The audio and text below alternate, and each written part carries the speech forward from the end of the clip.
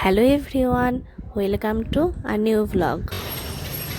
আমি আজকে চলে আসছি কালীতলা মন্দিরে। শুক্রবারে আমার ভাইকে সাথে নিয়ে কালীতলা মন্দিরে গিয়েছিলাম ভোগ দেওয়ার জন্য। ভাইয়ের ছুটি ছিল, সেই জন্যই ভাইকে সাথে নিয়ে গিয়েছিলাম। আমি আমার ভাইকে বলেছিলাম যে ভাই, তুমি তোমার মতো করে যতটুকু পারো পুরো মন্দিরের একটা পুরো ভিডিও আমাকে করে দিও। তো আমি ওর ভিডিওটাই আসলে যতটুকু পেরেছি এডিট করে রিলস ভিডিওতে আপলোড করেছি, আপনারা দেখে আসতে পারেন।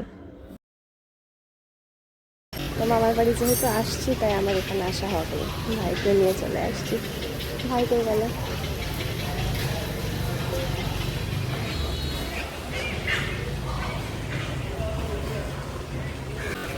ভাই কাম কাম।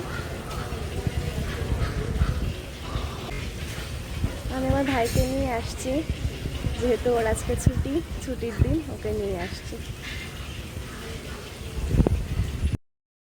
এই যে ছোট ছোট ভিডিও ক্লিপগুলো ভাই সুন্দর করে নিয়েছে, আমার যে এত ভালো লাগছে। আমি আসলে পরে ভিডিওগুলো যখন দেখছিলাম, তখন দেখিও ওর মতো করে প্রত্যেকটা মুহূর্ত ক্যামেরা বন্দি করেছে। আমি ভোগ দেওয়ার সময় মোমবাতি জ্বালিয়েছিলাম, ধূপকাঠি ধরিয়েছিলাম, সব কিছুই ও সুন্দর করে ক্যাপচার করেছে।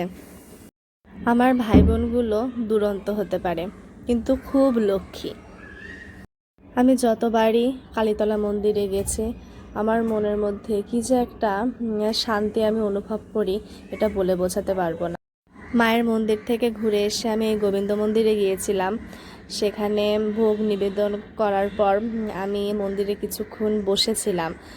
যেহেতু আমি বেশি সময়ের জন্য যাই নাই, বাড়িতেও কাজ ছিল, তাই যত তাড়াতাড়ি পেরেছি আমি আসলে পুজো দিয়ে আমার যেটুকু কাজ ছিল সেটুকু করেই বাসায় গিয়েছিলাম।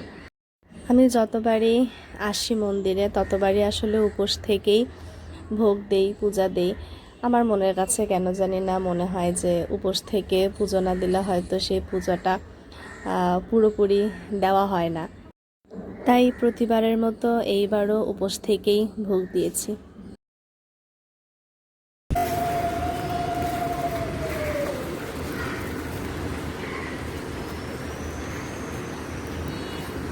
ওম কুল্লেন্দি ভবকান্তি বিন্দু ভবন মহাবতৌ স্বপ্নে অঙ্কি স্থান রাগবস ভদ্রপিতাম মনন্তি গোবিনান্দনাথ পরাকুতি উপভবন গোবিন্দার পর্বণ বাদ্র পরদিবান কুসুম ভজে বন্ধ বিষ্ণু ওম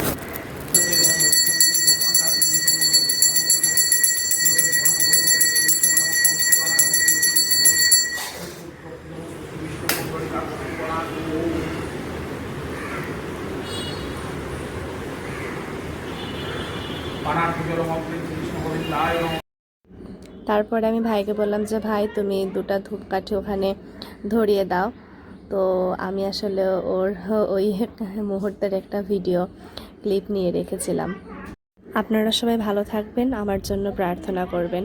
নতুন আর একটা ব্লগে দেখা হবে। বাই।